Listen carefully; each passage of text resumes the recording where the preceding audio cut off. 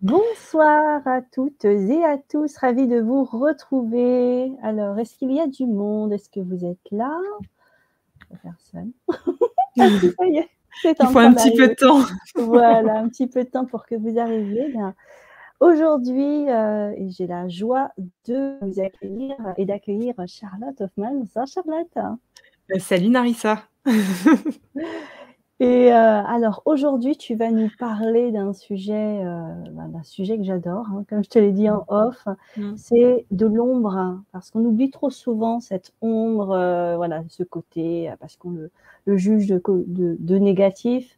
Et c'est vrai que, pourtant, c'est vraiment à partir de là qu'on peut transcender plein de choses. Donc, avant de commencer, est-ce que tu voudrais bien te présenter pour les personnes qui ne te connaissent pas? Et oui, alors déjà merci beaucoup, je suis ravie d'être là et puis alors qui suis-je? Alors c'est toujours très compliqué. En fait, qui suis-je? Je vais y aller très simplement. En fait, aujourd'hui, je vais parler de ce que je fais plutôt de qui je suis, parce que qui je suis, ça prendrait beaucoup de temps. Mais ce que je fais, c'est que j'accompagne des personnes. Donc, j'ai plutôt une mission dans le collectif. J'accompagne des personnes avec des séminaires, des formats collectifs sous forme de retraite, sous forme de week-end, au cœur de la conscience. Voilà, la thématique, c'est d'aller ouvrir les portes de la conscience pour descendre dans cet espace de conscience. On utilise plein d'outils, dont le yoga, dont le chamanisme, donc plein de choses. Mais c'est pas tant l'outil qui compte ici, c'est bien sûr plutôt l'ouverture intérieure que ça va nous aider à entrevoir. Et donc ça, c'est un petit peu ce que je fais. J'ai aussi une mission, on va dire, plus publique, parce que j'anime moi aussi une chaîne YouTube. Il y a beaucoup de choses qui sont en cours à ce niveau-là. Et je fabrique également des objets, des créations en pierres semi-précieuses sous la forme de malas, donc les fameux chapelets de perles, entre guillemets chapelets, mais les colliers de perles qui permettent de faire des récitations de mantras. Donc ça, c'est un petit peu ce que je fais dans la matière. Mais en vérité, ce que je suis, c'est, on va dire, je me vois souvent comme un couteau suisse.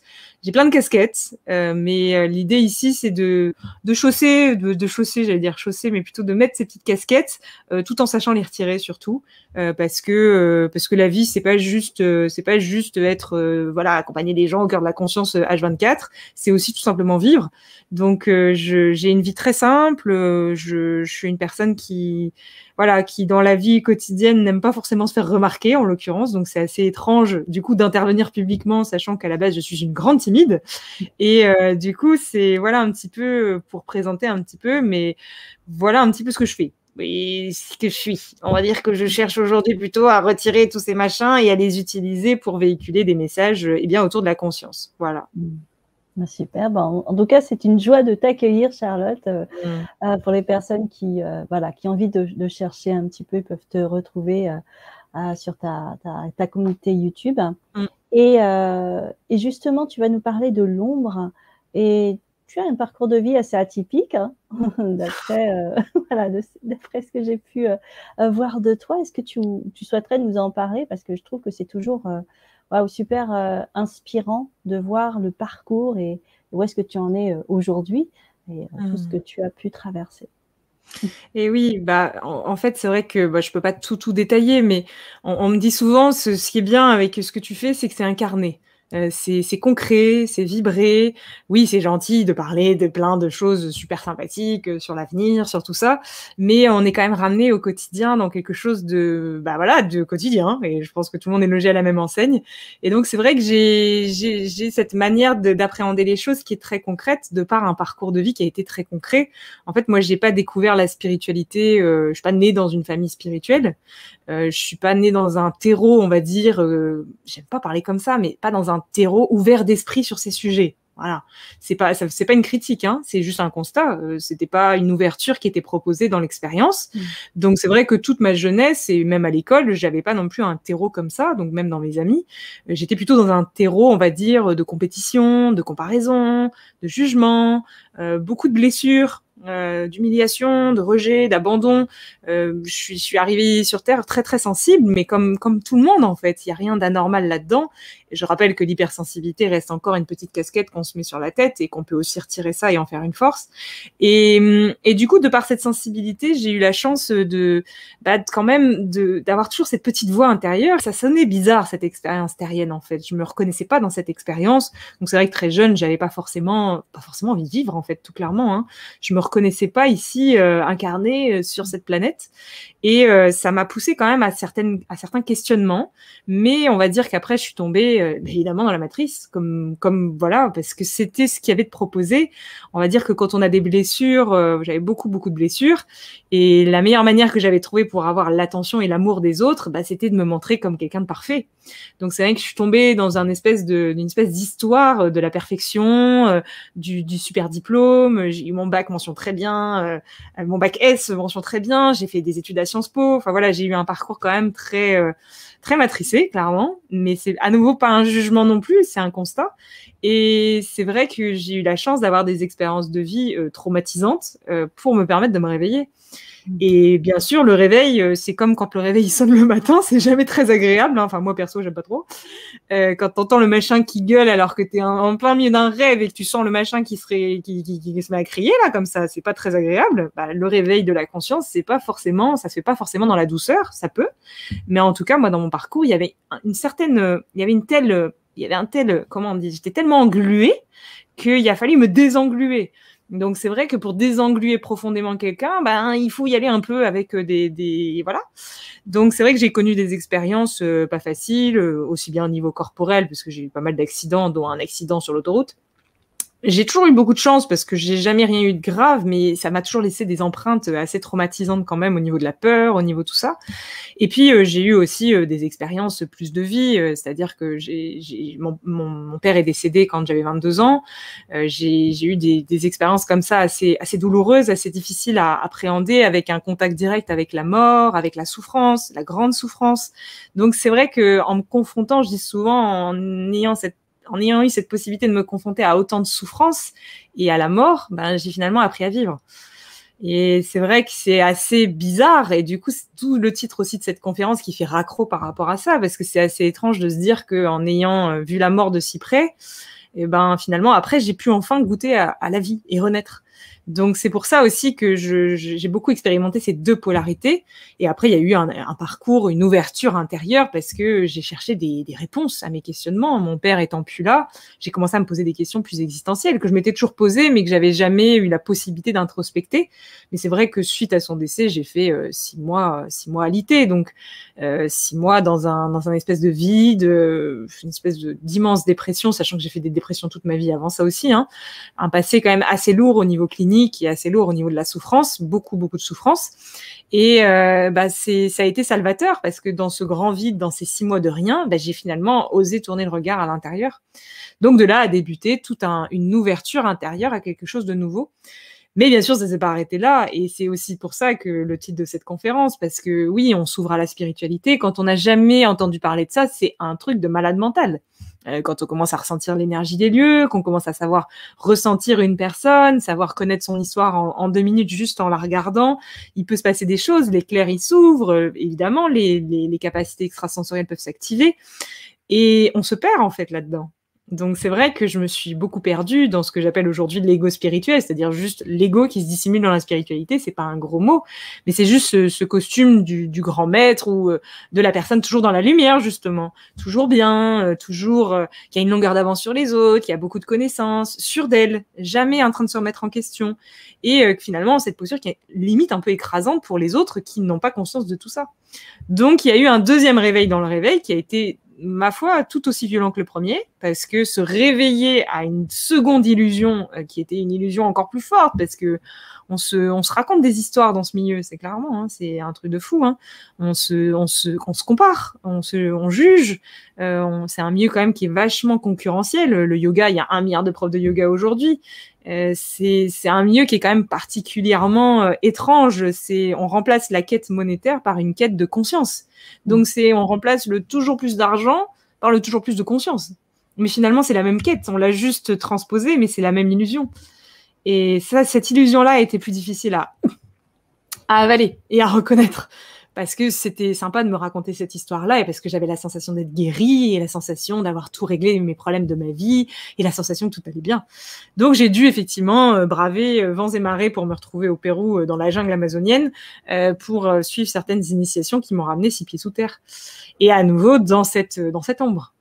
Parce que finalement, en regardant toujours vers le ciel, ben, on regarde plus au bon endroit non plus. Donc, c'est remplacer une histoire par une autre histoire. Et voilà, et aujourd'hui, j'en suis à un tout autre réveil qui est un réveil plus de cette histoire-là aussi. Donc, il reste plus rien après. Donc, c'est très bizarre. Voilà. Donc, c'est un parcours assez basique dans lequel beaucoup de personnes se reconnaissent finalement parce que je veux dire, ça pourrait être l'histoire de n'importe qui. Mais il y a eu cet appel du cœur et je sais pas, ce truc qui m'a tellement tranché le cœur de me dire mais la vie c'est pas juste ça en fait. Donc il y a eu ce réveil, voilà. Donc c'est ça aujourd'hui que j'ai à cœur de transmettre. Waouh. Merci Charlotte. Et justement, comment tu as découvert, comment tu as choisi de te mettre au service, aider les autres, vouloir leur transmettre tout ce que tu sais. Comment ça s'est passé? En fait, ça a été... je dis souvent que la vie a beaucoup blagué avec moi, et blague toujours dans l'instant présent. J'avoue, franchement, en ce moment, c'est rigolo. En fait, j'ai toujours eu ces capacités oratoires, même si je suis une grande timide. Mais c'est toujours les deux revers d'une même pièce. Hein. La grande timidité appelle aussi des grandes capacités oratoires. En fait, c'est toujours par inversion, tout est duel. Et du coup, la vie a toujours rigolé avec moi, c'est-à-dire, je me suis fait former au yoga en Inde. Quand je suis partie suite au décès de mon père, je suis partie 2 ans voyager seule avec mon sac à dos, et j'ai rencontré le yoga sur mon chemin.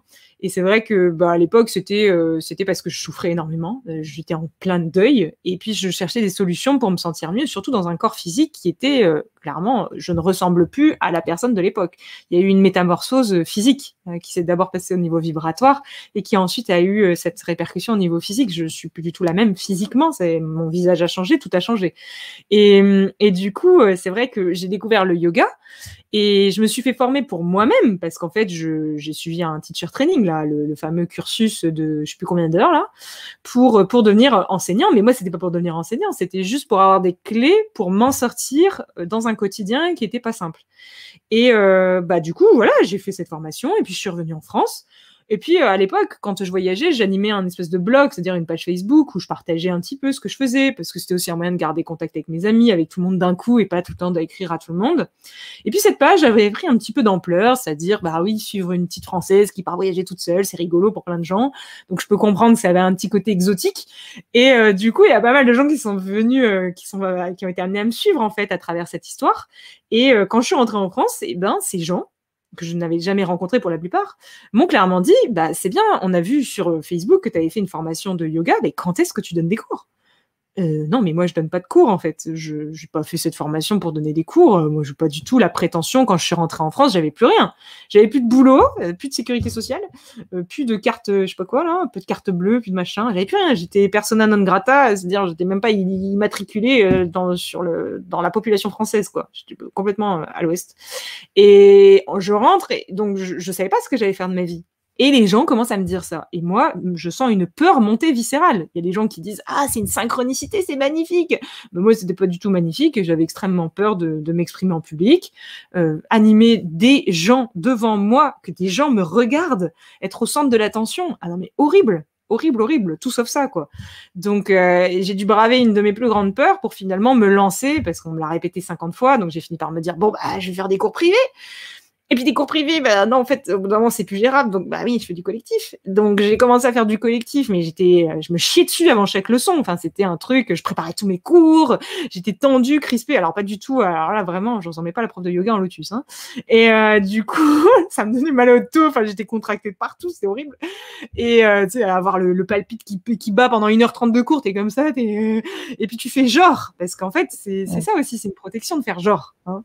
Donc, je faisais genre, mais à l'intérieur, j'étais... Et puis un beau jour, une de mes élèves, entre guillemets, j'aime pas dire ça parce qu'une des participantes, c'est comme ça que je les vois, hein, moi je me vois sur un même pied d'égalité, hein, pas de maître, il n'y a pas d'élève, on est tous pareils. Et un jour, quelqu'un qui était au cours me dit « Mais Charlotte, cet été, je cherche une retraite de yoga. » Je dis « Oui. » génial, mais trop bien, mais il y a plein de retraites de yoga en ligne, mais éclate-toi, tu vois. Et elle me dit, non, en fait, je sors de ton cours, moi je t'adore, c'est avec toi que je veux faire la retraite de yoga. Une retraite de yoga. Non, alors là, ça ne risque pas. Et je lui dis, non, mais c'est pour les gens expérimentés. Ça fait 3 mois que je fais ça, t'es gentille, toi, mais non, t'es folle. Et en fait, il y a un côté chez moi un petit peu curieux, guerrier, qui a toujours envie, finalement, de se dépasser intérieurement, parce que c'est comme ça, c'est dans mes tripes, et quand il y a un appel du cœur, on y va. Et j'ai senti une résonance dans mon cœur, mais j'avais tellement de peur, que la peur, elle prend beaucoup de place quand même. Mais je sentais quand même au fond de moi que c'était pas pour rien qu'elle m'avait dit ça. Mais ça me faisait tellement peur. Et de là est arrivé un flux de synchronicité. Une amie que j'avais pas vue depuis 3 ans m'appelle. Elle me dit, oui, tu veux faire, s'il te plaît, je suis à un enterrement d'une jeune fille, il nous faudrait un cours de yoga. J'arrive sur le lieu. La nana qui gère le lieu me dit, ah, mais nous, on voudrait organiser des retraites de yoga. Boum, je dis, ah bah justement, moi aussi. Ah bah boum, je suis dispo cet été. Boum, pouf, ça se fait en 5 minutes. Et boum, je le fais. Et puis, intérieurement, je me dis, oui, mais je le fais, mais ça va jamais se remplir. Enfin, je veux dire, je démarre, j'ai 3 pecnos qui viennent en cours. Qu'est-ce que je vais remplir une retraite de yoga? Et puis, en fait, j'ai lancé les inscriptions et en 48 heures, c'était plein. Bon. Et là, je me suis dit, oh, il y a un problème. Et c'est vrai que c'est une retraite qui m'a profondément marquée. Je veux dire, tous les participants de cette retraite-là, ils sont là, hein, et puis tous les participants de toutes les retraites aussi, mais celle-là particulièrement, parce que ça a été tellement magnifique, en fait. Et de là, est arrivé donc tout ce truc. Donc la question que tu posais, pourquoi je me suis mise comme ça, bah parce qu'en fait, ça s'est fait comme ça. Mais sauf que la précision quand même, c'est qu'au milieu de tout ça, je suis tombée dans le masque du sauveur. Donc évidemment, quand on commence à être connu, quand on commence à organiser des retraites, quand on commence à avoir de l'impact aussi sur les autres, parce que bah oui, ça se sent quand on a de l'impact sur les autres, et ben quelque part, il y a un processus qui s'inverse d'un complexe d'infériorité, donc où on a été écrasé, où on a été humilié, où on a été rejeté, donc toutes ces blessures que j'avais pu vivre dans l'enfance, et jaillit soudainement un complexe de supériorité. Et oui, parce que c'est à nouveau les deux faces de la même pièce. Donc, du coup, j'ai senti ce truc monter en moi. Mais à l'époque, j'avais pas suffisamment de recul, j'étais pas épaulée. Et puis, personne ne m'avait jamais parlé de cet ego. Je savais pas ce que c'était que l'ego. Je savais pas ce que c'était que tous ces petits costumes qu'on s'éclate. J'avais pas conscience que j'étais dans un jeu et que je jouais un rôle. J'en avais pas conscience à l'époque. J'avais pas encore suffisamment de recul par rapport à tout ça. Donc, en fait, je suis tombée dans le rôle de la sauveuse. L'ego spirituel, oui, alors moi, j'aide les autres. Je faisais des soins aussi parce que j'avais toutes ces capacités extrasensorielles qui s'étaient ouvertes et je faisais des soins pour les gens. Et j'avais l'impression que c'était moi qui les guérissais. Mais allô, enfin, j'étais complètement... Bon, bref, c'est un parcours. Hein. Je me juge pas, mais c'est rigolo aujourd'hui, on va dire. Mais du coup, voilà, je suis tombée dans tous ces masques. Et donc, après, il y a eu ce réveil supplémentaire. Et quand il y a eu ce réveil dans le costume, et ben là, d'un seul coup, ça a explosé. Et de retraite, on était 10, on est aujourd'hui 35 ou 40. Donc, après, c'est une abondance qui est sans fin. C'est vrai qu'avant, je me galérais, il fallait que je communique, il fallait que ceci, il fallait que cela. Aujourd'hui, je fais rien et tout arrive. Donc, c'est là où on voit que quand on laisse la vie passer à travers nous, il y a autre chose, il y a une abondance, en fait. Mais l'abondance, c'est pas que financier, en fait. C'est l'abondance de tout. Donc voilà, je suis tombée dans cette abondance, dans cette espèce de grande cuve sans fin. Alors c'est très effrayant parce que ça s'arrête jamais. Et pour quelqu'un qui a peur justement du manque de contrôle et qui a quand même envie de se raccrocher un peu parfois, on ne peut pas contrôler la vie. Voilà. Donc voilà comment j'en suis arrivée là en fait. D'accord. En fait, c'est plus la vie que tu as laissé traverser et qui a pris cette forme en fait. Bah, je dis souvent, en fait, le changement, c'est pas difficile. Hein, c'est vraiment ce qui est difficile, c'est la résistance au changement. Parce qu'en fait, on résiste à la vie. Moi, je suis une très grande résistante, hein, j'avoue. Bon, déjà, j'ai un problème avec l'autorité. Donc déjà, d'un point de vue matériel, purement concret, j'ai du mal quand on me dit ce que je dois faire. Ça me saoule. Donc déjà, de base, je suis un petit peu... je ne vais pas me prendre par la baguette comme ça et on va pas faire ce qu'on veut de moi. Hein. Donc j'ai un côté un peu réfractaire comme ça déjà de naissance. Quand même avec une personnalité, voilà, je suis une chieuse, comme me disait ma mère quand j'étais enfant, donc voilà, j'ai aussi intégré ça, et du coup, c'est vrai que de ça, bah oui, c'est voilà, tout ça, ça se découle après, en fait. Ouais. Ok, et justement, par rapport à la situation actuelle, il y a beaucoup de personnes qui se réveillent, qui éveillent leur capacité, qui se découvrent aussi ou qui ont envie, qui ont cette volonté d'accomplir leur mission et qui s'enferment un petit peu justement dans ce dont tu parlais tout à l'heure, de cet ego, de vouloir et d'oublier de se laisser traverser un petit peu, de se laisser tranquille. Qu'est-ce que tu pourrais leur dire? Voilà, quels sont les 2-3 conseils que tu pourrais leur donner? Et oui, bah, en fait, le problème, c'est qu'il y a tout un reformatage à faire au niveau de la psyché. En fait, ce qui est difficile au début, c'est qu'on a du mal à entendre que le point de départ, c'est dans la tête. Ça, c'est pas évident. Tout le monde va nous dire dans ce milieu, la pensée est créatrice. Ce que tu penses, tu le crées. Ce en quoi tu crois, tu le crées. Donc, les pensées auxquelles tu crois, bah, tu les crées. Donc ça, tout le monde va nous le raconter. Mais on va jamais nous expliquer, oui, mais comment je reprends le pouvoir là-dessus, en fait? Si la pensée crée, bah, alors c'est donc le point de départ. Donc, qu'est-ce qu'il faut observer? Bah, la pensée. Or, dans ce milieu, on se perd dans autre chose que la pensée. C'est-à-dire, tout est fait pour pas qu'on regarde la pensée. Tout est fait pour regarder, voilà, on va dire, on va regarder les émotions, on va regarder notre corps, comment il est. Est-ce que je suis bien ouverte? On me dit souvent ça. On me dit, parfois, Charlotte, t'es un peu avachie. C'est pas très spirituel, quoi, tu vois. Mais je suis là, mais c'est pas mon corps physique, heureusement, n'est que l'émanation finale. C'est qu'il y a d'abord la pensée, et après il y a l'émotion, et après il y a le corps. Donc, ce qui compte, c'est ce que j'ai dans la tête, c'est pas ce que j'ai dans mon corps, d'abord, en tout premier. Donc, ici, c'est ça, en fait. C'est déjà remettre l'église au milieu du village, c'est-à-dire regarder au bon endroit. Et en fait, c'est pas très populaire. Parce que regarder les pensées, et ben, pourquoi est-ce qu'on le fait pas dans le milieu spirituel? Parce qu'on nous a fait croire que être spirituel, c'est être dans l'amour. C'est dans la lumière, c'est dans la paix, c'est dans la bienveillance, dans la compassion. J'entends, hein, j'adore ces notions, c'est pas un souci, c'est pas une critique. Hein.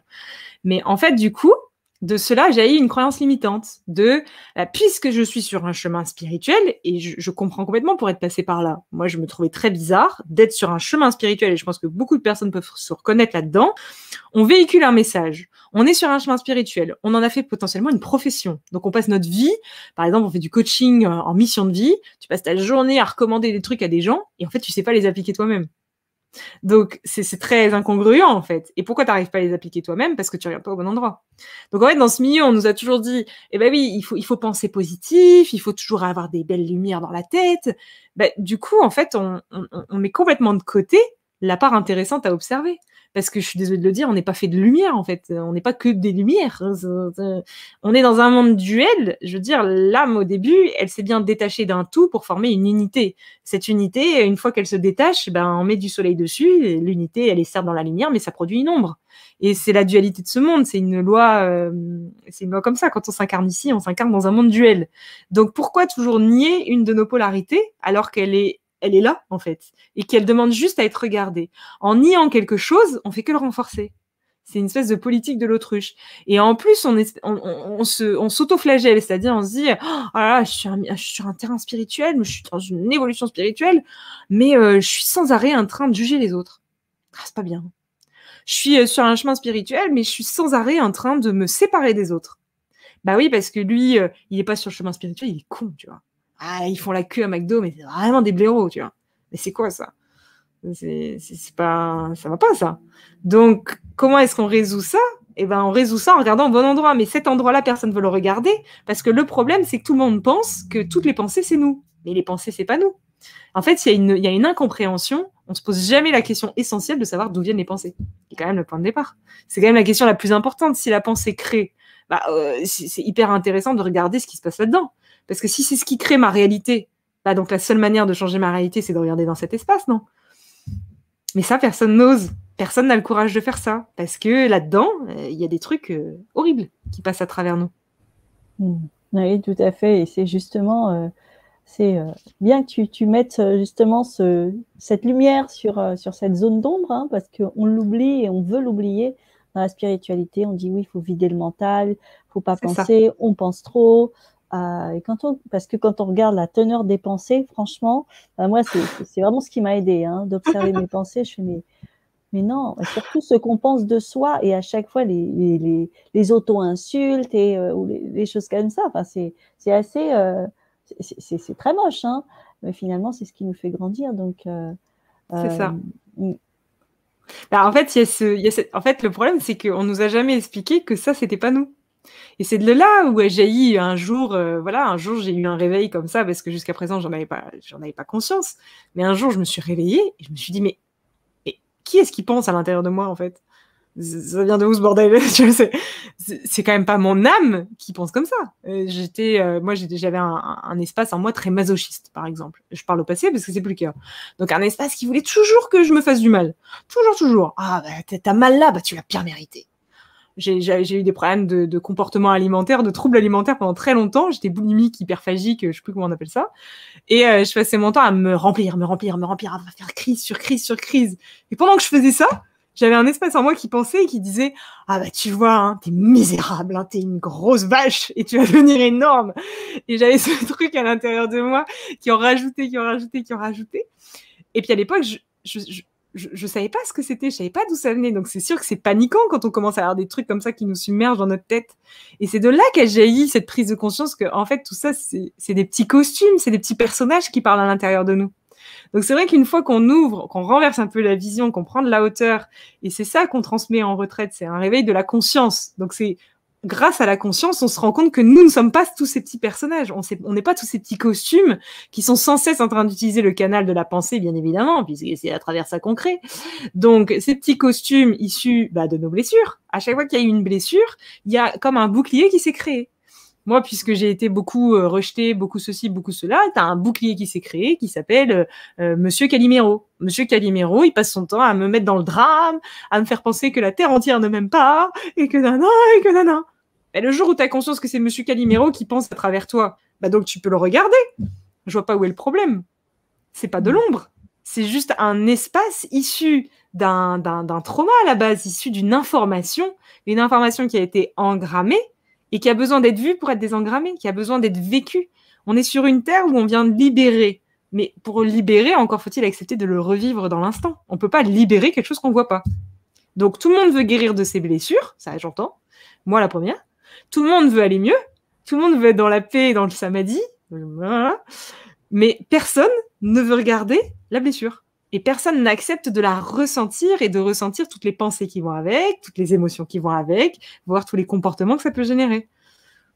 Donc c'est un renversement complet de la vision en fait. Et ça demande beaucoup d'amour et d'humour, je crois aussi, de pouvoir regarder et accepter ça, tout ce qui se passe en soi.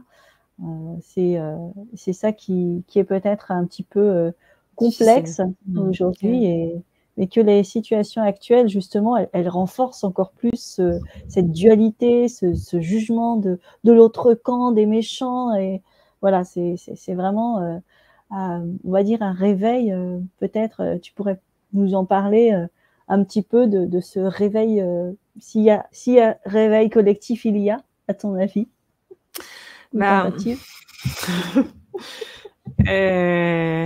Je sais plus, hier j'étais en train de geeker sur Instagram, chose que franchement c'est un peu abusé, hein. J'étais là, en fait j'ai quelques insomnies en ce moment et je vais pas commencer à raconter tout ce que je suis en train de faire, mais bon passons, j'ai quelques insomnies et vers 2h du matin je prends mon téléphone et je regarde et j'arrive sur un profil de je sais plus qui marque 75 millions de Français vaccinés ou un truc comme ça. Bon bref, qui annonce en gros que 90% de la population est vaccinée quoi. Et je sais plus pourquoi je raconte ça. Merde, pourquoi je raconte ça? Ah oui, voilà. Voilà. Et donc, moi, soudainement, quand je vois ça, je me dis, le réveil est en cours, certes, mais il passera d'abord par les individus. Hein. Donc, en fait, moi, j'ai une vision assez... je suis pas optimiste. Je suis pas... j'aime pas dire je suis défaitiste ou optimiste. J'essaye d'être le plus neutre. Et quand on essaye d'être neutre, on regarde ce qui se passe. Et ce qui se passe, voilà, le réveil sera d'abord intérieur. Voilà, c'est tout ce que j'ai à dire. Et de l'intérieur, jaillira une source extérieure. Mais il ne faut pas confondre réveil intérieur avec séparation avec les autres. Parce que le problème, c'est que sous couvert de spiritualité et de réveil intérieur, souvent on se sépare d'autrui. Donc, il n'y a pas de souci avec des projets, je sais pas moi, créer un éco-village, créer tout, se rassembler, faire des choses ensemble, créer des matrices plus spirituelles, on va dire. Il n'y a pas de souci avec ça. Mais si on crée ça par réaction à quelque chose dont on ne veut plus, ou par envie de prouver que c'est possible, ou par non, quand c'est l'ego qui commence à arriver avec son petit drapeau et qui dit oui, mais moi je veux, en fait, on fait exactement la même chose que les autres. C'est juste qu'on se bat pour une autre matrice, mais ça reste une matrice. Donc, c'est pour ça que je parle beaucoup en ce moment de l'illusion spirituelle, parce qu'en fait, c'est exactement ça. On ne se rend pas compte, que la spiritualité reste une histoire. Et c'est OK, et c'est une belle histoire. Mais en attendant, c'est pas ça qui va réveiller la population. C'est pas la spiritualité qui va réveiller les choses. C'est l'observation intérieure, c'est un retour à soi. C'est complètement différent. C'est pas en se racontant des histoires spirituelles ou en lisant 50 millions de bouquins sur l'après-vie qu'on va se réveiller à soi, en fait. C'est pas ça le réveil. Le réveil, c'est un changement de regard. C'est juste ça. Il n'y a rien à changer dans l'expérience. Le véritable réveil, c'est la véritable personne qui se réveille, c'est une personne qui accepte totalement les conditions de l'incarnation, qui accueille totalement la situation actuelle telle qu'elle se présente.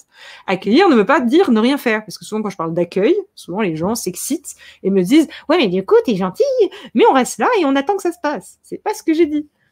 On accueille, on regarde l'espace en nous qui a besoin de réagir, on observe cet espace. Une fois que cet espace est tranquillisé, on agit depuis le bon espace. Et là, on bâtit quelque chose. Et là, il y a un réveil collectif. Et il y a quelque chose qui peut avoir un impact. Mais tant qu'on réagit et qu'on est sans cesse en train de construire les choses par réaction à quelque chose qui nous plaît pas, ou par envie de prouver un truc, ou par ceci ou par cela, bon, tout ce qui touche de l'ego, en gros, bah, on propose juste une nouvelle structure égotique sur une ancienne structure égotique. Mais ça reste une structure égotique. C'est pas ça le véritable réveil. C'est sortir de l'ego, en fait, le véritable réveil. C'est de se rendre compte du rôle qu'on est en train de jouer. Donc, c'est juste un changement de regard, il n'y a rien à changer. Et je dis souvent, et dans cette conférence, je voulais vraiment parler de ça, pourquoi je dis que l'ombre est au service de la lumière? Parce que c'est justement dans cette matrice où il y a tant d'ombre, en apparence, là, où il y a tellement de gens qui font des trucs affreux, bah, c'est justement en regardant ça, en voyant ça et en apprenant à transcender ça, qu'on se transcende en même temps, en fait. Parce que la matrice n'est que le reflet de ce que nous sommes. Donc, si elle existe, c'est parce que ça existe en nous. Et c'est ça le changement de prise. Ah oui, mais non, ça existe parce que ça existe dans les autres. Mais non, ça existe pas parce que ça existe dans les autres. Ça existe parce que ça existe collectivement dans une masse importante de gens. Et collectivement, ça crée une matrice collective qui nous est présentée sous cette forme. Ça veut donc dire que si elle existe, c'est parce qu'elle existe en nous aussi. Sauf que quand on veut pas la regarder et qu'on crée quelque chose d'autre par réaction, ben c'est juste qu'on s'illusionne à nouveau, on regarde pas au bon endroit. Mais c'est pas grave. Tout ça, c'est des expériences. De toute façon, il n'y a pas de mauvaises expériences. Et justement, ça demande beaucoup de responsabilité, chose que peut-être que tout le monde ne veut pas prendre. Est-ce que tu as un petit mot à dire là-dessus? Bah ouais. Engagement, responsabilité. Eh ben oui, carrément. C'est la base, en fait. C'est la base, en fait. Je prends souvent cet exemple qui est rigolo, mais tu vois, moi, j'organise des retraites, donc des séminaires. Et du coup, c'est quand même une sacrée organisation. Enfin, voilà, il y a toute une partie en amont avec un lieu, il y a toute une gestion aussi avec tous les inscrits, avec toutes leurs problématiques. Et il y a de ça un petit bout de temps, je sais pas, l'année dernière, j'ai le gérant d'un des lieux avec lequel je travaille qui m'appelle un jour et qui me dit « Charlotte, il va falloir que tu déplaces ta retraite. » Je dis « Ah bon ?» Donc, déplacer une retraite, c'est une organisation de malade mentale. J'ai 40 inscrits, le truc, il est programmé depuis 6 mois. Il veut que je déplace alors que, bah, t'imagines, je vais avoir des annulations. Donc, imagine, au niveau de la facturation, la comptabilité. C'est l'angoisse quand c'est un truc comme ça. Donc, il me dit au téléphone, il faut que tu déplaces. Je dis, pardon? Il dit, oui, il faut absolument que tu déplaces parce que, tu comprends, il y a un autre groupe qui vient après toi. Et normalement, il m'avait dit, le mec, qu'ils étaient 15 et donc ils pouvaient prendre une petite salle et donc te laisser la grande salle. Mais finalement, ils sont 30. Il vient de me le dire. Et en fait, bah, du coup, ils ont besoin de la grande salle. Donc, ton stage et son stage, bah, ça se juxtapose sur un jour. Donc, il faut que tu décales d'un jour. Moi, dans ma tête, ça fait ni une ni deux. Je me dis, mais mec, pourquoi c'est à moi de décaler? C'est pas moi qui ai changé le plan. Moi, depuis le début, je te dis, on est 40, pouf, pouf. Pourquoi c'est à moi de changer? Pourquoi c'est moi qui dois encore me faire chier? Non, mais ça, c'est mon ego, voilà, qui commence à parler comme ça et qui commence à dire, mais pourquoi c'est à moi encore de changer? C'est abusé, il a qu'à déménager son truc. Et puis après, je me dépose. Après, j'observe. Et je me dis, mais en fait, celui qui est plus conscient, celui qui est réveillé intérieurement, celui qui a du recul sur tout ça, ben c'est celui auquel on demande le plus de responsabilité, en fait. C'est celui auquel on est toujours en train de demander des changements, de demander ceci, de demander cela, de demander plus de responsabilité, plus de ceci, plus de cela, parce que c'est celui qui a le plus de hauteur. Donc c'est celui avec lequel ça sera le plus facile. Donc forcément, c'est toujours à moi qu'on demande. Et c'est jamais aux autres qu'on demande de bouger. Donc, ça veut dire quoi, être sur un chemin de réveil intérieur? Ça veut dire prendre la responsabilité de tout ça. Donc, c'est à la fois, on est de plus en plus responsable, mais au-delà de ça, on est de plus en plus responsable dans un truc collectif. Parce que qui dit plus de lumière, plus de présence, plus de vibration, par exemple, bah, dit que à chaque fois qu'on va commencer à tomber dans quelque chose de un peu genre vraiment pas bien, qu'on va commencer à y croire, par exemple, on va avoir une pensée de jugement envers quelqu'un. Et on va y croire. On va dire, ouais, c'est vrai, cette personne, elle me fait vraiment chier. Bah, il faut imaginer qu'on est encore plus responsable qu'avant. Parce qu'avant, on vibrait comme une goutte d'eau. Donc, la goutte d'eau, elle tombe dans l'eau, elle fait pas un effet fabuleux. Hein. Aujourd'hui, on vibre comme un seau d'eau. Donc, le seau d'eau, quand il tombe dans l'eau, il crée des vagues. Donc, une pensée négative à laquelle on croit, avant, ça avait l'effet d'une goutte d'eau dans un océan. Franchement, ça faisait pas grand-chose. Aujourd'hui, quand tu déverses 3 seaux d'eau, 15 seaux d'eau, 100 seaux d'eau, ou que tu arroses carrément le centre de la mer avec un débit de ouf, bah, ça crée un effet fabuleux et énorme sur tous les autres. Donc, tu as plus de responsabilité. Et oui, justement, et beaucoup veulent justement s'ouvrir, être plus et n'accueillent pas justement ces responsabilités. Et bon, ça, on l'a déjà dit. Est-ce que tu pourrais nous dire ce que toi, tu penses? Enfin, quelle est ta posture par rapport au bien, au mal? Voilà. Est-ce que tu crois encore à ça ou est-ce que, voilà, quelle est ta posture par rapport à ça? En fait, elle est assez simple. Alors, c'est une conception qui n'est pas la vérité universelle. Hein. J'en sais rien. Voilà. C'est comme ça que je vois, mais ça ne veut pas dire que c'est universel. En gros, pour moi, dans ce que je visualise aujourd'hui, qui d'ailleurs changera sûrement, j'en sais rien, mais c'est comme si je visualisais un grand tout, d'accord ? Une source, quelque chose d'où on vient tous, d'accord ? Un grand tout. Et que c'est comme si ce grand tout, qui est pure lumière, pur amour, pure conscience, avait voulu faire l'expérience de ce qu'est l'amour, l'expérience de ce qu'est la lumière, l'expérience de ce qu'est la vie. Et puisqu'il était ce grand tout et qu'il n'y avait que ce tout, bah, il peut pas expérimenter, il peut que juste expérimenter ce tout en fait. Donc c'est comme si, pour vouloir expérimenter concrètement ce que ça faisait d'être dans l'amour, c'est comme si ce grand tout avait choisi non pas se séparer, mais de se dupliquer, de se multiplier, comme enfanter quelque part. Et comme si ce grand tour est enfanté des petites âmes, des petites bulles, comme des petites bulles, des petites âmes, qui ont cette mission justement de venir descendre dans différentes typologies d'incarnation, sur différentes sphères et dans différentes vibrations, on va dire. Et c'est comme si à l'instant où ce grand tout s'était multiplié, bah, quand un grand tout, qui est le tout, commence à générer comme une petite bulle, et bah, cette petite bulle, c'est comme s'il y a la bulle, donc puisqu'il y a une bulle, il y a d'un côté une lumière qui vient sur la bulle, mais puisque cette lumière vient sur une bulle, puisqu'il y a un objet, puisqu'il y a quelque chose qui fait écran à la lumière, ça crée forcément une ombre. Donc, à l'instant où on multiplie quelque chose qui était de principe unique, sachant que la création de ce qui a été unique dans le multiple reste unique également, mais c'est comme si cette création venait à l'oublier, puisqu'à l'instant où elle se sépare en apparence d'un grand tout, puisqu'en fait elle reste le grand tout, mais c'est comme si quand elle prend son indépendance ou son autonomie, elle devient une forme, et que cette forme, assez simplement, c'est comme si je prenais une forme ici, il y a de la lumière là au-dessus de moi, bah, la forme, vous voyez bien, la forme crée de l'ombre sur moi. Donc à l'instant où il y a une forme, ça crée une ombre. Donc en fait, mon rapport à l'ombre et à la lumière, c'est celui-là. C'est juste quelque chose de logique, en fait, de mathématique, de concret, de voilà. Mais sauf que ensuite, qu'est-ce qui s'est passé ? Il n'y a pas de mal à ça en soi.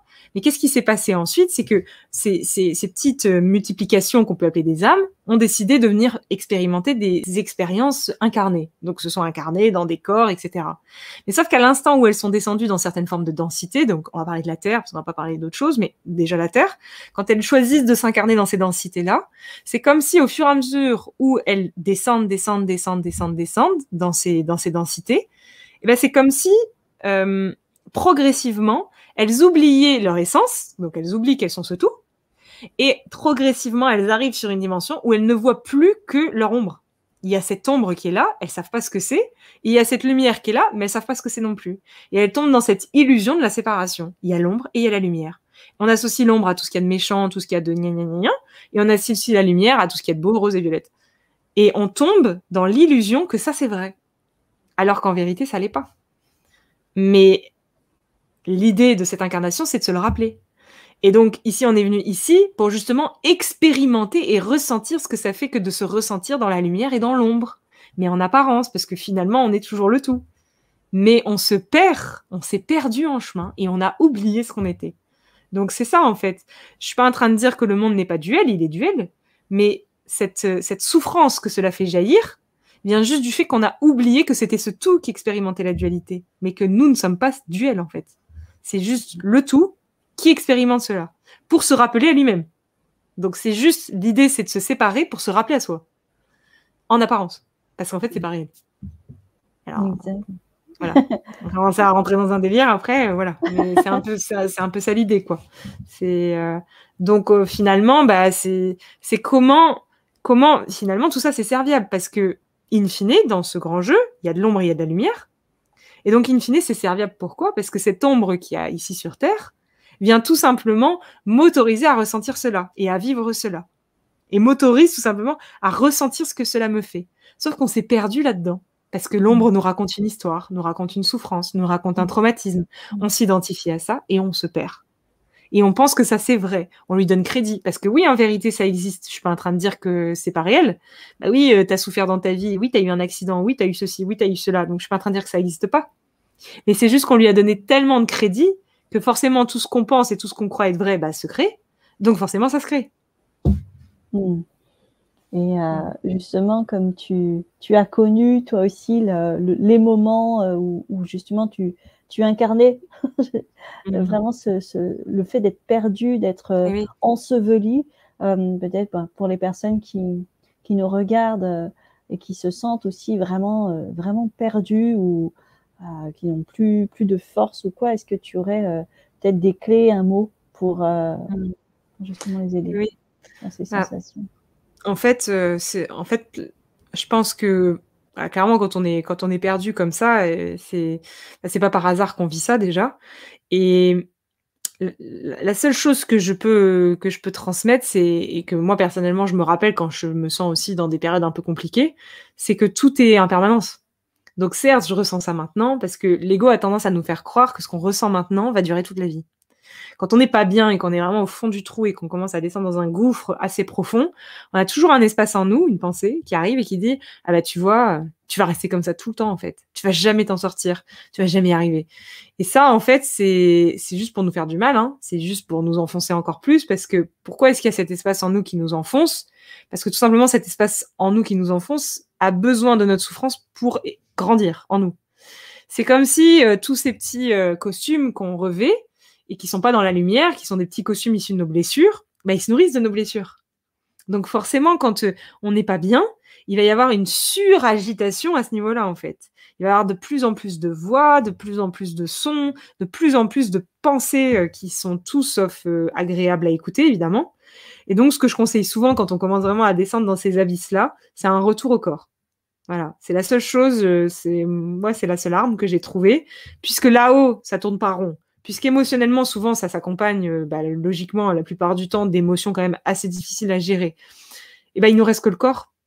Et en fait, le fait de bouger le corps physique, de revenir dans le corps physique, et c'est pas très populaire sur le chemin spirituel d'aller dans la salle de muscu ou d'aller courir ou d'aller activer, d'aller un petit peu faire monter le feu.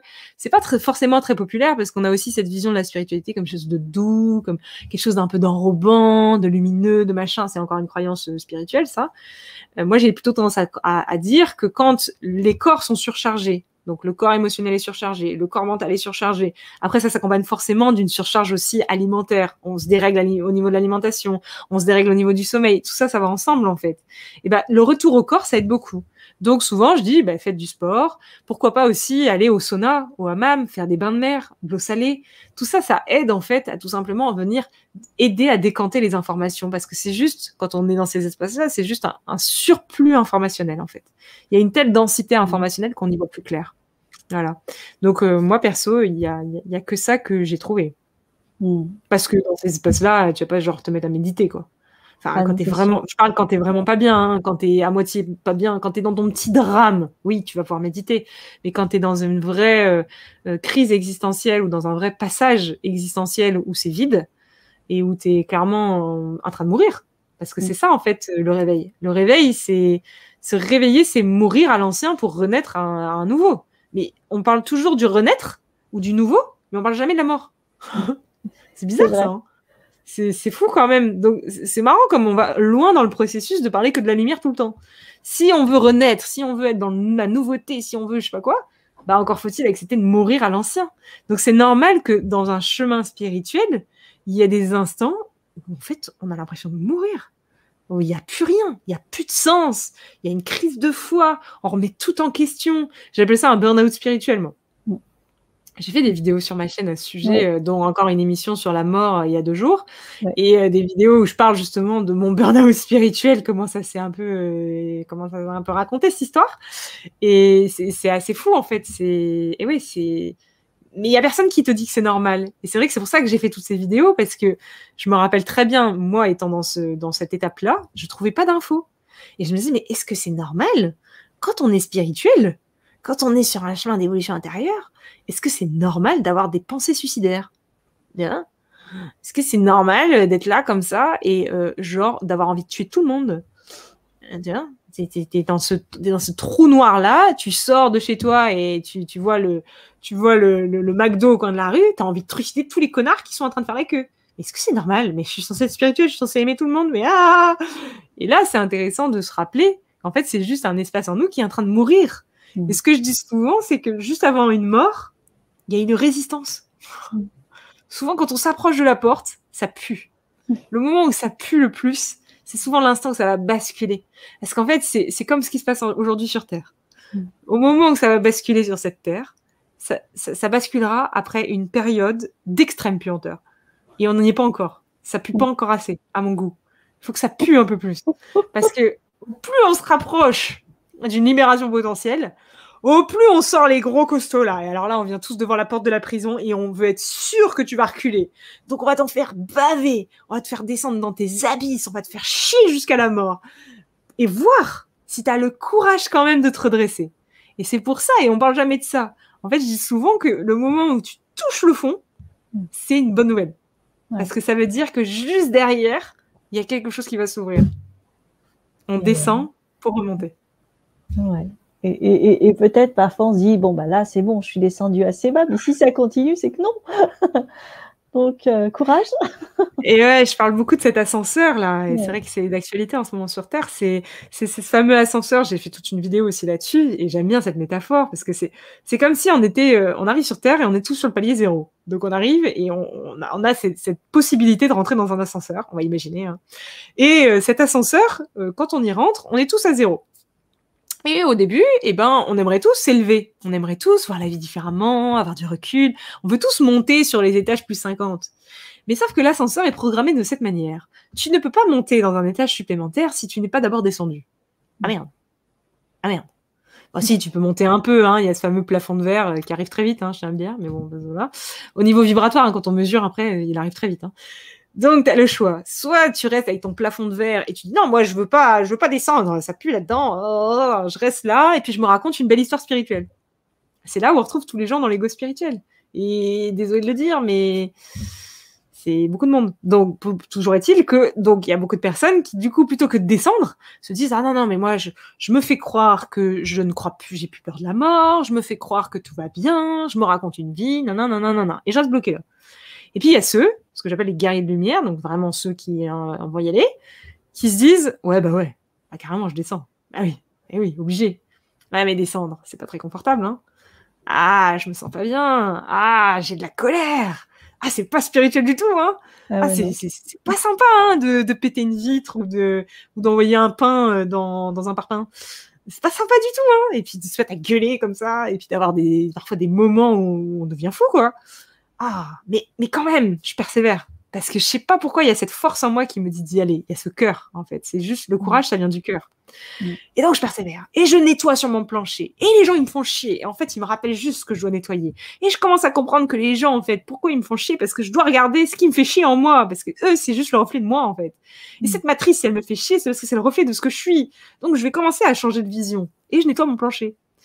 Le moment où j'ai nettoyé l'étage -1, j'ai accès à l'étage +1. Donc, je m'élève au niveau de ma conscience. Je prends du recul, c'est génial, je vois la vie beaucoup plus sympathiquement, etc. Et je continue. Ensuite, qu'est-ce qui se passe? Un événement. Déjà, avant que l'événement arrive, j'arrive sur le palier +1. Et c'est ça que les gens comprennent pas. C'est que du coup, quand je tombe de l'étage +1, bah oui, parce que dans la vie, mon quotidien, les gens, ils me font toujours chier. Et j'ai pas appris à canaliser cette nouvelle vibration. Donc, je passe mon temps à osciller entre l'étage 0 et l'étage +1. Donc, avant, j'étais toujours sur l'étage 0, donc je bougeais pas tellement. Donc, en soi, j'étais dans la paix. Tu comprends? Mais maintenant que j'ai la possibilité d'atteindre cet étage +1, bah, quand je tombe vraiment. Enfin, tu vois, ça me fait mal. Imagine la même métaphore, mais à l'étage +52. Quand tu tombes, donc le quotidien, c'est quoi? C'est faire des allers-retours. Donc, les gens me disent souvent, ouais, mais pourquoi moi, je suis pas bien? Et puis, d'un seul coup, je vais me sentir super bien. Puis après, je suis super pas bien. Bah, parce que tu t'es élevé au niveau vibratoire, mais que tu n'arrives pas encore à maintenir cette fréquence-là. Et l'expérience, le jeu est bien foutu pour te rappeler que tu es encore en évolution. Donc, tu acceptes de tomber, c'est faire preuve d'humilité, de courage, etc. Et qu'est-ce qui se passe un beau jour? La vie conspire et te donne une épreuve qui te permet d'envisager la descente à l'étage -2. Et ben ouais, donc c'est une descente plus profonde. Donc c'est forcément un espace qui est plus inconfortable, ça paraît assez logique. Oui, tant qu'on croit que c'est un truc horrible, bah oui, c'est inconfortable. Le jour où on prend conscience que c'est un jeu, bah ça devient rigolo. Mais avant de prendre conscience que c'est un jeu, il faut atteindre quelques étages. Et ce qui se passe souvent, et c'est ça que c'est pour répondre à ta question, ce qui se passe souvent, c'est que les gens comme ça se sont élevés par exemple sur l'étage +3 et passent en fait leur journée à osciller. Et ils oscillent, et ils oscillent. Mais ils ont du mal parce que descendre de +3 à 0, tu te sens pas bien dans ton corps, tu vois. C'est comme si tu avais aujourd'hui une aura, une enveloppe qui est super élargie, et d'un seul coup, tu te rétractes et tu te sens pas bien, t'es à l'étroit, t'as plein de pensées négatives, hop, tu remontes. Et du coup, on me demande souvent, oui, mais pourquoi je suis toujours comme ça et quand est-ce que ça va se libérer? Bah, en fait, ça va se libérer le jour où tout simplement tu vas apprendre à accepter ces oscillations parce que c'est ton entraînement. Pourquoi est-ce qu'on s'entraîne à osciller? Il y a une logique, en fait. Pourquoi est-ce qu'on s'entraîne dans le quotidien à monter, à descendre, à remonter, à descendre? Pourquoi est-ce qu'on fait ça? Bah parce qu'on va jamais s'élever plus haut si la vie n'est pas sûre, par amour évidemment, qu'on est capable de se redresser. Si on arrive sur l'étage +50, mais qu'on n'a jamais appris à se redresser à l'étage +1, ben on va mourir, en fait. Et c'est pour ça que l'ego, il joue son rôle. C'est pour ça que l'ego, en nous freinant en apparence, ben en fait, il joue son rôle. C'est un protecteur, vraiment. Et dans le milieu spirituel, heureusement qu'il est là. Donc voilà, et du coup, c'est comme ça qu'il faut voir, il faut changer de regard, en fait, sur l'expérience. Et de là, ça peut devenir un jeu. Ça devient moins, même si dans l'expérience, t'as envie d'en finir, hein, clairement, parfois. Tu te dis, fais chier, sa race. Mais quand même, quand tu prends du recul, tu te dis, allez, ça va aller, en fait. En fait, je suis à l'école. Je suis en train d'apprendre. Et à force de remonter et de redescendre, ben, on se surprend aujourd'hui. Ah, ben, je suis descendue super, super profond. Mais avant, ça prenait 3 ans à m'en remettre. Mais là, ça prend 3 minutes. Waouh! Parce que tu as aussi une question de choix, une notion de choix qui vient de, ben, tiens, qu'est-ce que je choisis de nourrir? Est-ce que je choisis de nourrir le loup ou le loup blanc ou le loup noir? Enfin, et oui, elle est géniale, cette histoire. Bah oui, c'est ça. Mais encore faut-il avoir conscience du loup blanc et du loup noir. C'est pour ça que tout ça, c'est intrinsèquement lié, parce que tant qu'on n'a pas fait l'observation des pensées, on ne peut pas avoir conscience de comment le loup noir est en train de prendre possession de notre être. Comment il s'y prend? Parce qu'il s'y prend, en fait. Et c'est ça qui est intéressant, c'est ça qui, derrière, crée des miracles. C'est quand on se rend compte de cet espace erroné en moi, qui joue le rôle d'être moi, et qui, en fait, me raconte une connerie. Et à l'instant où j'arrête d'y croire, comme tu dis, je fais le choix de ne plus y croire parce que j'ai le choix aussi de le voir. Pourquoi j'ai le choix de le voir? Parce que je me suis entraînée. On dit souvent dans le courant miracle, un esprit non entraîné ne peut rien accomplir. Mais c'est vrai, en fait. La vie est un entraînement. Et on passe en fait notre vie à la remplir parce qu'on veut pas regarder au bon endroit. Et évidemment, le bon endroit, il n'est pas agréable à regarder, donc personne ne le regarde. Donc, personne ne regarde là. Et pourtant, c'est là que c'est ici que tout prend naissance, c'est ici que tout se crée. Quand on te voit aujourd'hui si rayonnante et tu transmets, voilà, rien que d'être avec toi, c'est très joyeux. Donc merci pour ce moment. je te dirais, je te demanderais, mais à quoi ça sert tout ça, tout cet éveil, toute cette évolution? Pourquoi? Et ouais, bah en fait, ça sert à rien. Non, mais c'est une réponse un peu bizarre. C'est vrai. Et en fait, tant que ça sert, c'est que c'est pas le bon chemin. C'est bizarre hein, comme réponse. En fait, et ça, c'est encore un réveil dans le réveil. C'est assez étrange de se dire ça, mais je vais m'expliquer. En fait, tant qu'on fait cela pour quelque chose, eh ben, il y a forcément un moment où on va se réveiller et où on va se rendre compte que ce quelque chose n'a plus de sens. Tant qu'on fait les choses parce que ça sert ou parce que c'est pour atteindre quelque chose, souvent, dans le milieu spirituel, on nous dit, et moi-même, j'ai pu le dire hein, clairement, donc il n'y a pas de jugement, hein, on nous dit, et c'est écrit dans plein de bouquins en plus, puisque l'ego spirituel est écrit de nombreux bouquins, je tiens à vous le dire. Donc souvent, c'est, bah ouais, le chemin spirituel, ça sert à évoluer. Il faut évoluer. Le but de l'incarnation, c'est l'évolution. Donc, on est là ici sur Terre pour évoluer, monter en conscience. On parle beaucoup de la montée en vibration. Il faut monter en vibration. Non. Donc, l'ego pas guéri, et qui est le cas de tout le monde, parce que tout le monde dans cette densité-là a un ego. Hein. Après, on ne peut pas transcender l'ego, on peut juste le remettre à sa place. Donc, l'ego, c'est censé être un outil qui est au service de nos actions. Or, aujourd'hui, c'est devenu un bourreau qui a pris possession de notre pouvoir créateur. Donc, il a pris possession de notre tête. Et il crée ce qu'il veut à travers nous. Donc, tant que cet ego-là, il n'a pas été remis à sa place, il va sans cesse nous faire croire qu'on fait un truc pour quelque chose. Et oui, parce que c'est ce qui nous anime, il y a un but, il y a quelque chose. Et c'est ça qui nous motive. Jusqu'au jour où on va se rendre compte qu'en fait, il n'y avait rien. Et c'est ça l'enseignement, en fait. Parce que si on attend que la spiritualité nous serve à quelque chose, un jour ou l'autre, on se rendra compte qu'elle ne nous sert à rien. En fait, le tout et le rien, c'est... Enfin, le tout et le rien, c'est deux faces d'une même pièce à nouveau. Donc, c'est comment je trouve cet espace de neutralité. Et pour moi, la définition de la neutralité, qu'est-ce qui est réel? La seule chose qui existe, la seule chose, c'est ça. C'est ici et maintenant. C'est la seule chose. Tout le reste, ça n'existe pas. Donc, le seul endroit où je peux trouver un sens, c'est dans l'instant. Parce que ça existe. Ce qu'on est en train de ressentir là, maintenant, ça existe. Ce qu'on a ressenti hier, ça n'existe pas, en fait. Ça n'existe plus. Ce qu'on ressentira demain n'existe pas non plus. La seule chose qui existe, c'est ce à quoi on est en train de goûter, dans l'instant. Donc, à quoi sert la spiritualité? C'est à goûter à l'instant. Parce que c'est la seule chose, c'est le seul espace de neutralité qui existe. C'est la seule chose qui existe. Tout le reste n'existe pas. Voilà. Donc, mais pour ça, il faut lâcher la quête. Et c'est ça qui est difficile, parce qu'on se raconte une belle histoire, que moi-même, pour me l'avoir raconté pendant très longtemps, que la spiritualité sert à évoluer, donc on veut toujours plus d'évolution. Sauf qu'en fait, à terme, non, c'est pas à ça que ça sert. En fait, ça sert juste l'évolution. C'est pas d'accomplir des niveaux de conscience ou je sais pas quoi. C'est pour ça que j'aime pas quand je parle et que je dis il est plus conscient, moins conscient, moldu, machin, parce qu'en fait, ça n'existe pas. Le seul être qui est conscient, c'est celui qui est dans l'instant, parce qu'il y a que l'instant qui existe. Donc c'est pour ça que je recommande souvent le Guerrier Pacifique en livre, à lire. Parce que le Guerrier Pacifique, c'est l'histoire du Guerrier Pacifique, ce bouquin, il est fabuleux. Quand je parle de ça dans les sphères spirituelles, tout le monde se fout de ma gueule.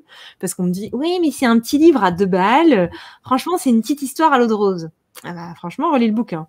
Parce que en fait, Socrate, dans ce livre, c'est ce qu'il enseigne à Dan, qui est en fait, donc Socrate, il est dans une station-service, une station essence, et il a Dan, ce gymnaste-là, qui un jour débarque dans sa station, et ce qu'il lui enseigne, c'est ça. Il lui enseigne exactement ça. La seule chose qui existe, Dan, la seule vérité, c'est qu'il se passe toujours quelque chose. Et il n'y a que ça, en fait.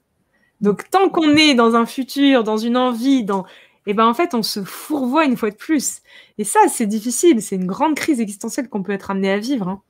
Je sais qu'en retraite, quand je commence à parler de ça, il y a des gens qui pleurent, beaucoup, parce qu'ils se rendent compte que toute leur vie a été bâtie sur cette illusion spirituelle. Et que c'était OK, parce qu'en fait, c'est un processus. On ne peut pas du jour au lendemain, je dis tout le temps ça, et moi-même, j'ai encore des illusions. Et oui, on en a toujours. Donc, on ne peut pas du jour au lendemain tout lâcher et se dire « Ah bah non, mais je lâche tout et puis je saute dans le vide. » Non. Il y a trop de... Non.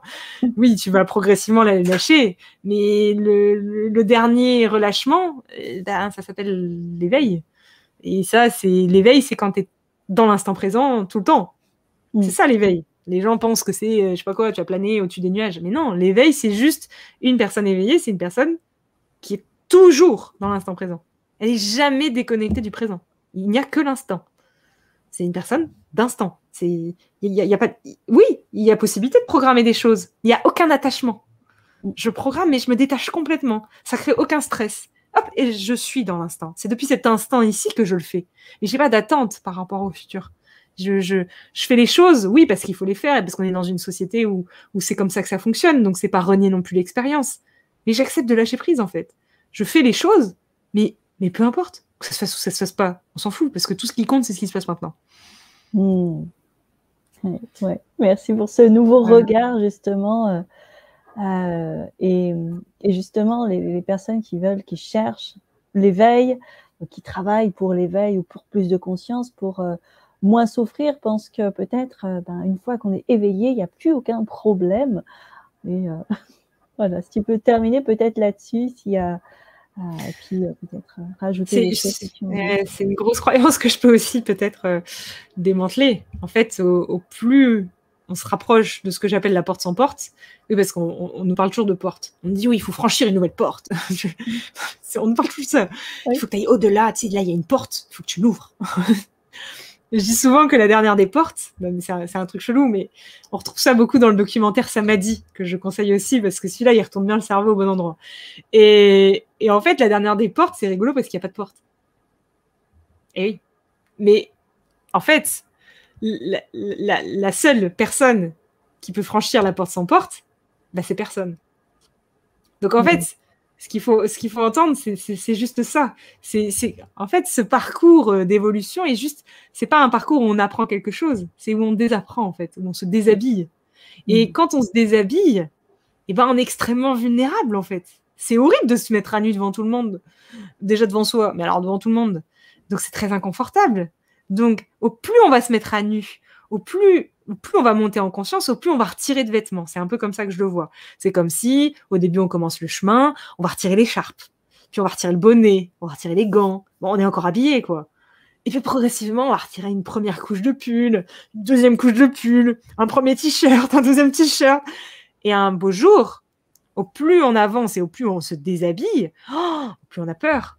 Donc c'est pour ça que les gens qui disent « Moi, je suis de plus en plus conscient, mais j'ai de moins en moins peur. » Oui et non. Oui, d'un certain point de vue. Mais dans les moments où tu descends profondément en toi, tu descends vraiment profond. Donc, c'est plus intense, en fait, d'un certain point de vue. Mais par contre, tu as tellement appris, tu t'es tellement entraîné, tu as tellement appris à monter, descendre, que oui, aujourd'hui, tu es un guerrier. Donc, oui, tu as du recul. Oui, tu te fourvoies plus autant dans tes drames. Oui. Mais n'empêche que l'étape ultime, c'est quand même descendre très, très profondément jusqu'à te retrouver à poil.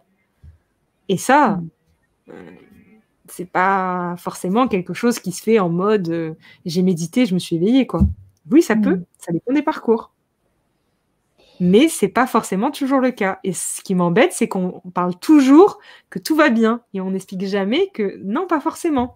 Ça dépend des personnes. Donc ici, c'est pas de dire que tout forcément sera difficile, comme c'est pas de dire que tout sera non plus toujours facile. Il y a un point de neutralité, ça va dépendre des êtres, ça va dépendre des expériences. Mais c'est rassurer tout le monde de comprendre que, oui, on peut tout à fait être sur un chemin spirituel et pour autant se retrouver dans des espaces ténébreux. Voilà. Ça va pas, c'est pas antinomique en fait. Merci pour ce rappel. Est-ce que tu as envie de dire un dernier mot pour clôturer sur ta conférence? Non, merci beaucoup, Narissa. C'était un bel échange et j'étais ravie. Merci pour cet instant. Merci à vous tous. Il n'y a pas de questions. Ça a été tellement clair. Bien. Voilà. C'est très bien. Je suis ravie. Voilà, je vous dis à très bientôt les amis et à très bientôt Charlotte. Merci. Bisous, bisous.